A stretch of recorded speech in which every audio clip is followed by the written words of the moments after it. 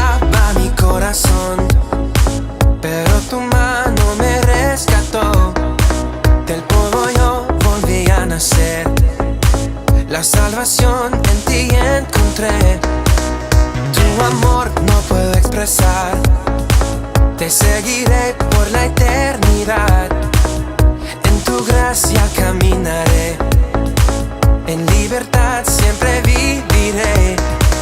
Sí, en ti, en ti, en ti soy libre. Sé exaltado, sé exaltado. Tu amor, tu amor, tu amor no se acaba.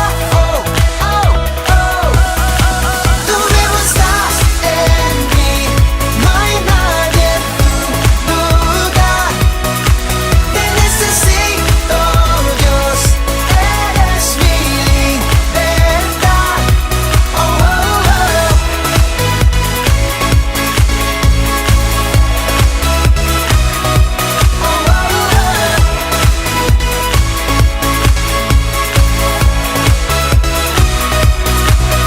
Al pasar por la oscuridad, su luz siempre me guiará.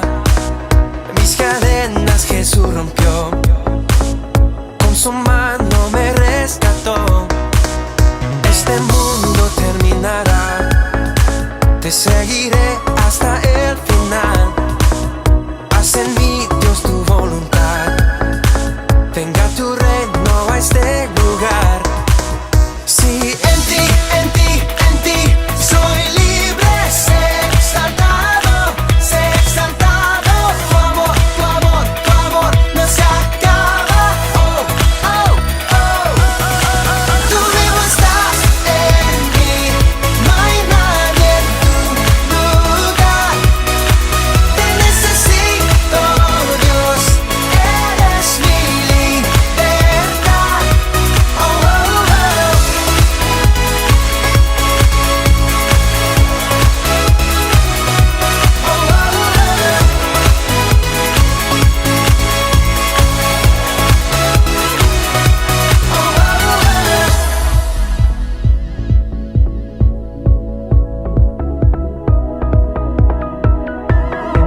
En ti soy libre, sé exaltado. En ti soy libre, sé exaltado, sé exaltado. Tu amor, tu amor, tu amor no se acaba. Oh, oh, oh. Tú vivo estás en mí. No hay nadie en tu lugar. Te necesito, Dios. Eres mi libertad. Tú vivo estás en mí. No hay nadie en tu lugar. Te necesito, Dios. Eres mi libertad. Oh, oh, oh.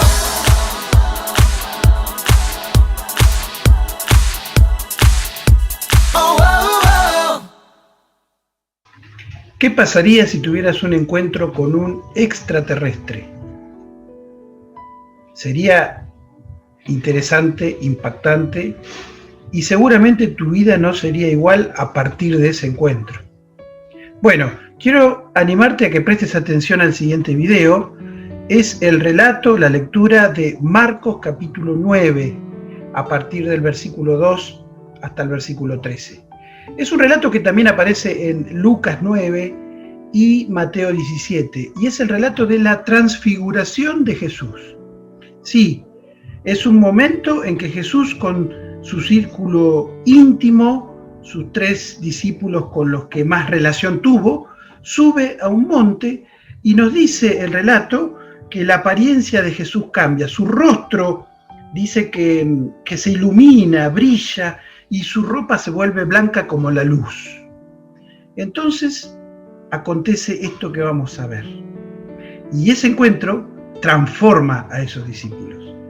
Y estoy seguro que también prestar atención a este texto sagrado, a esta lectura, puede transportarnos a ese encuentro con este ser extraterrestre que era Jesús y transformar nuestra realidad hoy. Te invito a prestar atención. 6 días después, Jesús se llevó aparte a Pedro, Jacobo y Juan. Los llevó a un monte alto.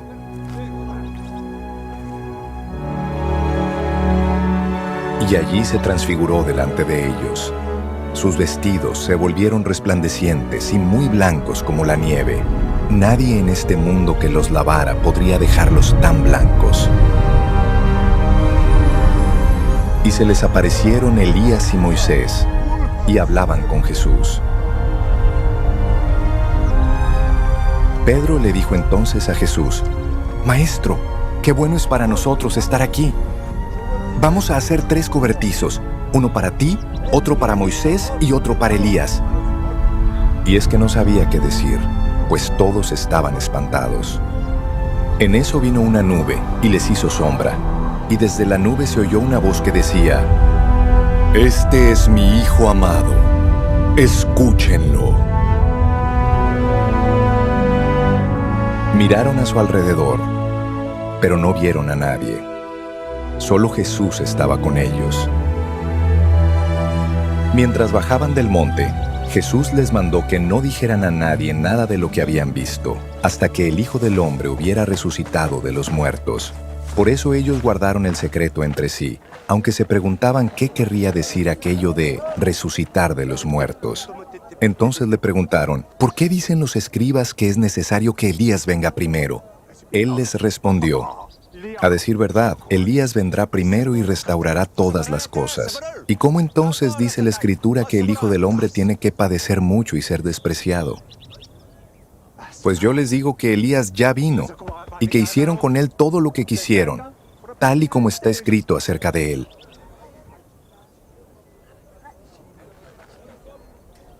Y quiero llamar tu atención a 3 realidades que se evidencian en esta transfiguración de Jesús. La primera es que es una muestra de la gloria divina de Jesús. Este suceso es una muestra de la gloria divina de Jesús. Dice el texto que esto ocurrió 6 días después. Y llamo la atención a esta mención cronológica. ¿Días después de qué? De que en Cesarea de Filipo, Pedro había hecho una gran confesión. Había admitido que Jesús es el Cristo, el Hijo del Dios viviente. Jesús preguntaba a los suyos: ¿qué opina la gente que soy yo? ¿Qué piensan ustedes que soy yo? Y Jesús, como vocero de los discípulos, dice: tú eres el Cristo, el Hijo del Dios viviente. Y esa confesión de Pedro es fundamental. La iglesia es una comunidad de personas que está fundada sobre esta verdad. Son personas que han creído que Jesús es el Cristo, el elegido de Dios, el Hijo del Dios viviente. Así que esta transformación, metamorfosis de Jesús, está vinculada a esa confesión de Pedro. No es una coincidencia cronológica que mencione acá, 6 días después ocurrió esto, sino que tiene una relación directa. Jesús es el Cristo, el Hijo del Dios viviente. Y acá, en este cambio de apariencia que por un ratito sufrió el rostro de Jesús y su cuerpo, evidencia que Jesús es un ser especial. No era un carpintero solamente, no era un maestro más de ética, era Dios que se había hecho carne. Llamo la atención a otro detalle, que es la presencia de 2 testigos especiales. En ese monte donde Jesús muestra de su gloria a sus discípulos íntimos, también aparecen 2 testigos que están con Jesús. De un lado Elías y del otro lado Moisés. Ahora, ¿por qué Elías y Moisés? Porque podrían haber sido Abraham, Noé, que construyó el arca, Adán, el primer hombre, podrían haber sido un montón de personajes. Pero ¿por qué Elías y Moisés? Bueno, Elías representa a los profetas y Moisés representa a la ley. Y en los profetas y la ley está resumida toda la dinámica del judaísmo, de la propuesta religiosa de Dios para la humanidad hasta entonces, hasta que llegó Jesús. Pero fíjense el detalle, en un momento ni Elías ni Moisés están en escena, queda Jesús solo. Versículo 8, Jesús queda solo, dice. Luego, cuando miraron, los discípulos no vieron a nadie consigo, sino a Jesús solo. Y este detalle es fundamental, es más que un detalle. Nos habla de que Jesús no tiene pares, de que Jesús no comparte el podio con nadie. Los profetas apuntaron a él, Elías los representaba, la ley apuntaba a él, Moisés la representaba. Jesús es el único que en su persona consuma la salvación de la humanidad. Los profetas hablaron de parte de Dios. La ley mostró que Dios tiene principios éticos que la gente no puede cumplir, pero es Jesús el que viene a mostrar el camino de la salvación. Solamente Él, solamente Jesús consuma la salvación de Dios para los seres humanos. Y el tercer detalle que quiero llamar a tu atención es el mandato del Padre. Dice que se oye una voz en una nube, y ya la nube nos recuerda la gloria de Dios, ¿no? Que en el desierto acompañaba a su pueblo, la Shekinah, Éxodo 40, por ejemplo. Y esta voz del Padre, de Dios mismo, dice: a Él oíd, obedézcanlo. Y este es mi Hijo amado, a Él oíd, versículo 7. Y esto nos recuerda de la gloria de Jesús, que debemos buscar en Jesús a Dios. ¿Cuál es el camino? Hay muchas religiones, muchas propuestas filosóficas. El camino es Jesús. Y Dios, el creador de todo, te señala a Jesús como la respuesta para la vida. ¿Qué pide Dios? Sino esto: mirar a Jesús, creer en Él, obedecerlo a Él, prestar atención a Él y confiar en Él. Jesús, el único camino. Hay muchas sectas, religiones que han aparecido y que niegan esto de la gloria de Jesús. Tengo un gran amigo con quien hemos compartido momentos íntimos de la vida. Él me ha ayudado en algunas situaciones, yo lo he ayudado a él.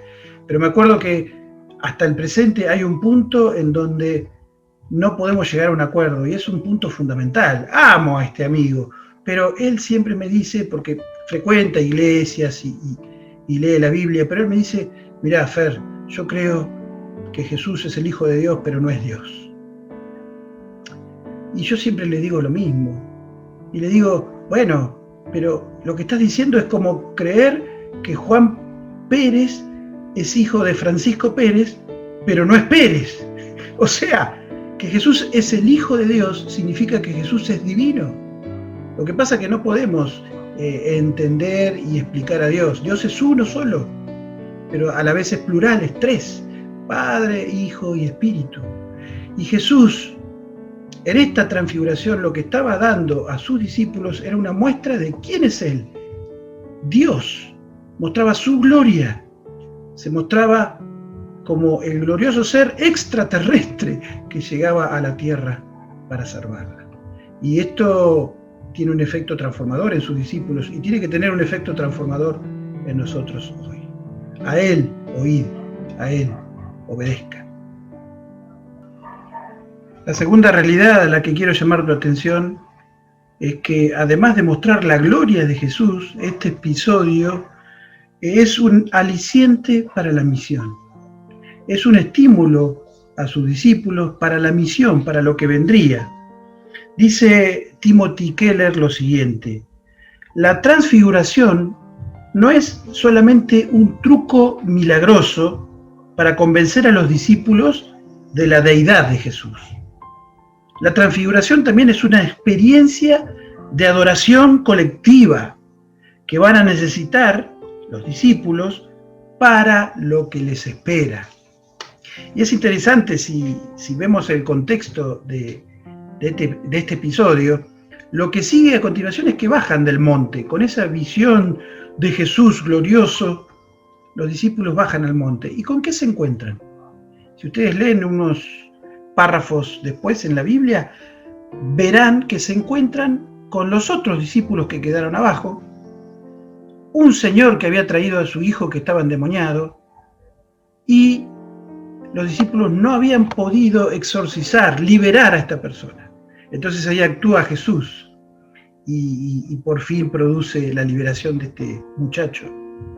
Pero este detalle nos habla de que los discípulos debían dejar ese monte y tenían que encarar la misión, el servicio. Fíjense cuando estuvieron en el monte la actitud de Pedro. Pedro en un momento dice, desubicado, ¿no? Totalmente, y excusándose porque tenía como miedo. Dice Pedro, bueno, hagamos acá unas carpas y hagamos una para Elías, una para Moisés, una para ti, y quedémonos acá. Y Jesús sabía que ellos tenían que ver, pasar por esta experiencia, pero después bajar a la realidad, aterrizar en la tierra y encontrarse con mucha tarea, mucha labor por hacer, mucho trabajo misionero, ¿sí? Qué ironía de paso la de Pedro, ¿no? Hacer tabernáculos para contener al templo. Jesús era el templo, la presencia de Dios en la tierra, ¿no? Pero bueno, la invitación de Jesús es, miren lo glorioso que soy, y entonces tomen fuerza para la misión. Y efectivamente, la misión se concreta. Jesús viene con estos discípulos, transformados por lo que observaron, y ahí sí pueden liberar al endemoniado. Pero la lección acá es que hay que bajar de la montaña. El habernos encontrado con el Cristo glorioso, el haber tenido una experiencia en la nube con Él, tiene que después llevarnos a la realidad cotidiana donde hay tarea para hacer y misión dura, pero que esta misión, este servicio debe hacerse en la dependencia de Cristo y de su poder, atravesados por la presencia gloriosa de Cristo que antes, en este caso, los discípulos habían experimentado y que nosotros hemos experimentado cuando vimos a Jesús y entendimos quién es Él. Así que esta transfiguración era un aliciente, un estímulo para mucha tarea que venía por delante. Hemos dicho que este evento de la transfiguración es una muestra de la gloria divina de Jesús. Nos muestra su procedencia extraterrestre. Él es un ser superior, Él es Dios, el Hijo de Dios. A Él hay que oír. Hemos dicho también que la transfiguración es un incentivo, un estímulo para ir a la misión. Hay mucho para hacer. En nuestro tiempo hay mucho para hacer y bendecir a la gente en la tarea que tiene la iglesia, pero amparados y estimulados por esta presencia del Jesús glorioso. Y la tercera realidad a la que quiero llamar la atención es que también la transfiguración es una confirmación de la centralidad de la cruz. La transfiguración confirma lo central que es la cruz.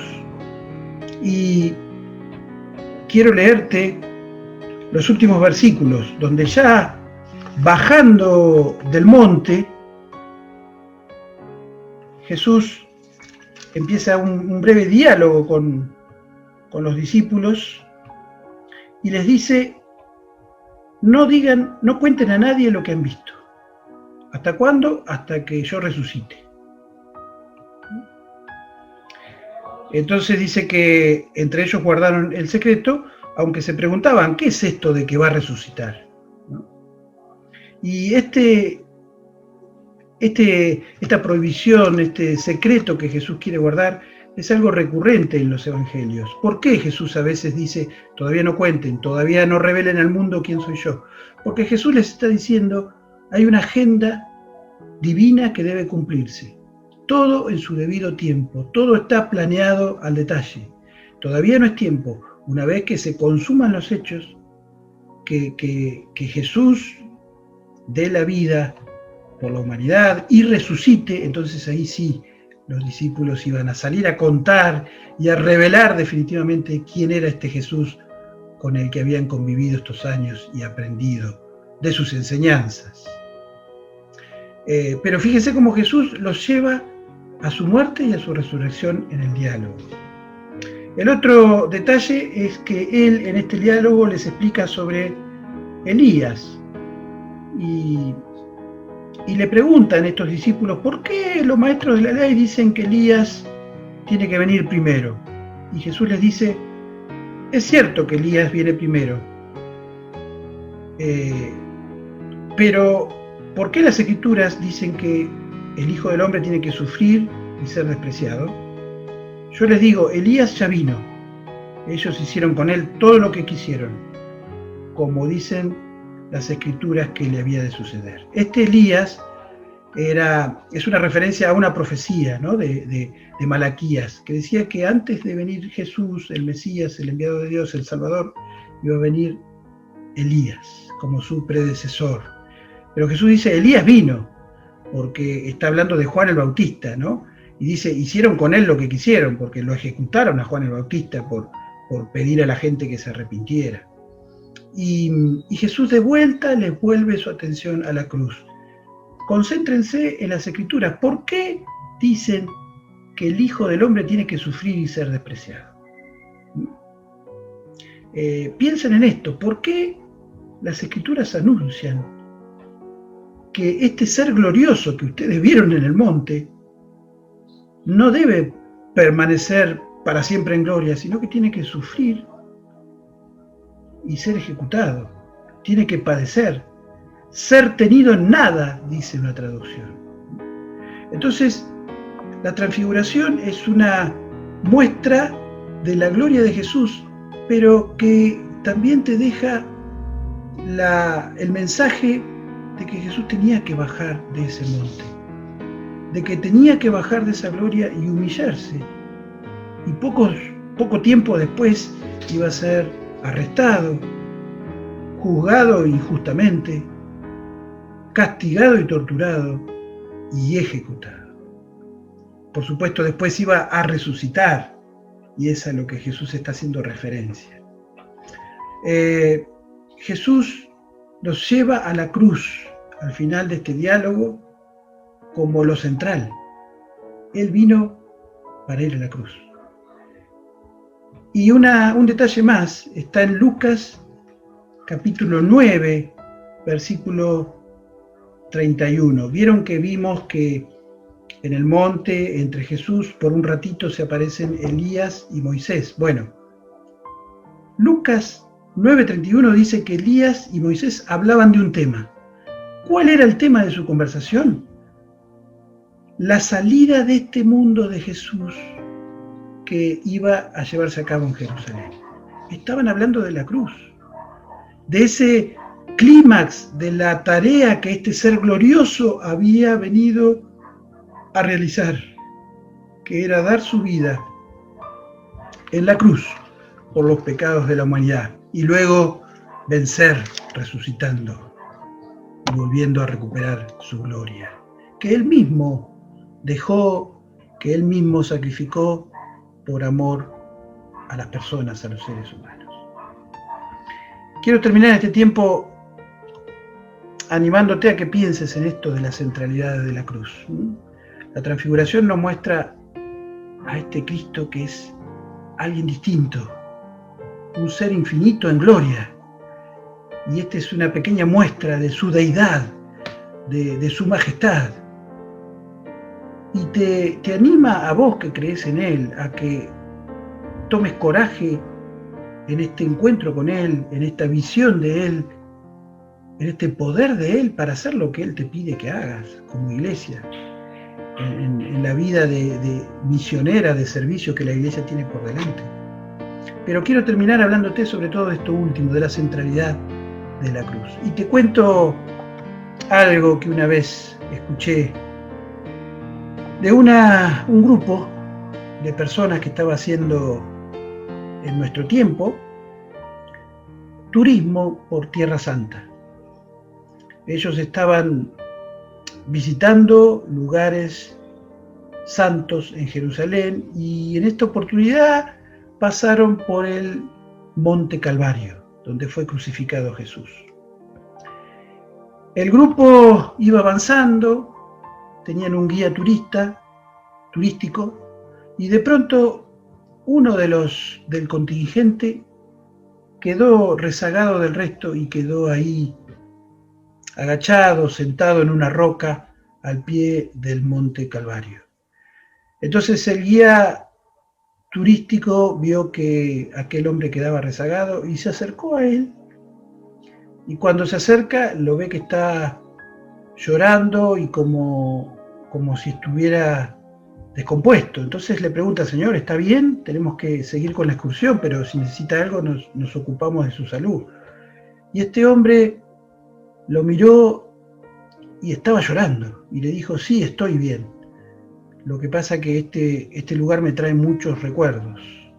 Y el guía le dice: bueno, está bien, es un lugar especial, pero no sabía que usted había estado acá antes, en alguna oportunidad. Y el Señor le dice: sí, yo estuve acá hace 2000 años atrás. Este hombre había asimilado tanto la centralidad de la cruz para su vida que él sabía que estaba en un lugar sagrado, en un lugar especial, y que cuando Jesús estuvo ahí en el año 30, él había estado representado en Jesús, colgando en esa cruz. Por eso la emoción, por eso compungido pensaba en lo que este Jesús glorioso había venido a hacer por él. Quiero animarte a que repases este episodio de Jesús, su metamorfosis, que te muestra y te recuerda quién es Él, pero que también te muestra qué sacrificó Él para venir a la cruz por vos y por mí. Que Dios te hable en este tiempo y que te revele a este Cristo glorioso, que te anime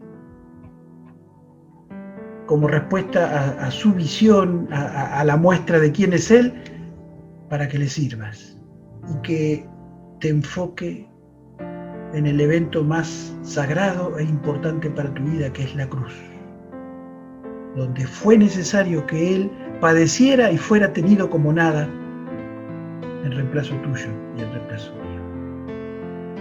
Oramos a Dios y le decimos: gracias, Dios, por este episodio que quedó registrado en tu palabra y que nos recuerda quién eres tú, Jesús, el Hijo del Dios viviente. Señor, gracias porque dejaste tu gloria para ir a la cruz por nosotros. Señor, que esta verdad nos atraviese hoy y siempre. Oramos en el nombre del Padre, del Hijo y del Espíritu Santo. Amén y amén.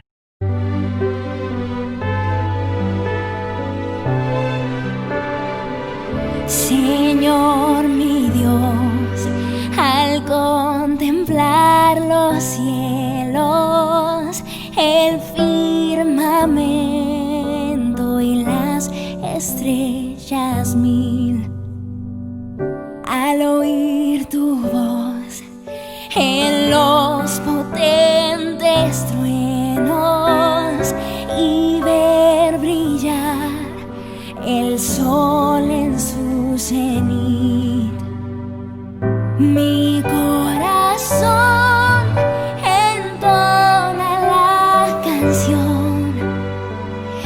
Cuán grande es Él, cuán grande es Él, mi corazón entona la canción. Cuán grande es Él, cuán grande es Él. Cuando recuerdo del amor divino que desde el cielo al Salvador envió, aquel Jesús que por salvarme vino y en una cruz sufrió por mí, murió.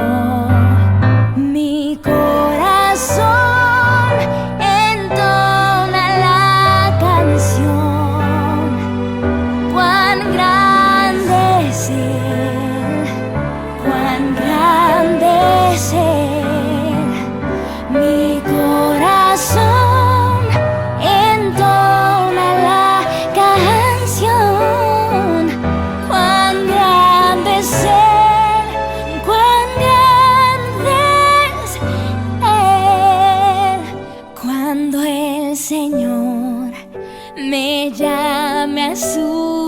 presencia, al dulce hogar, al cielo de esplendor. Le adoro.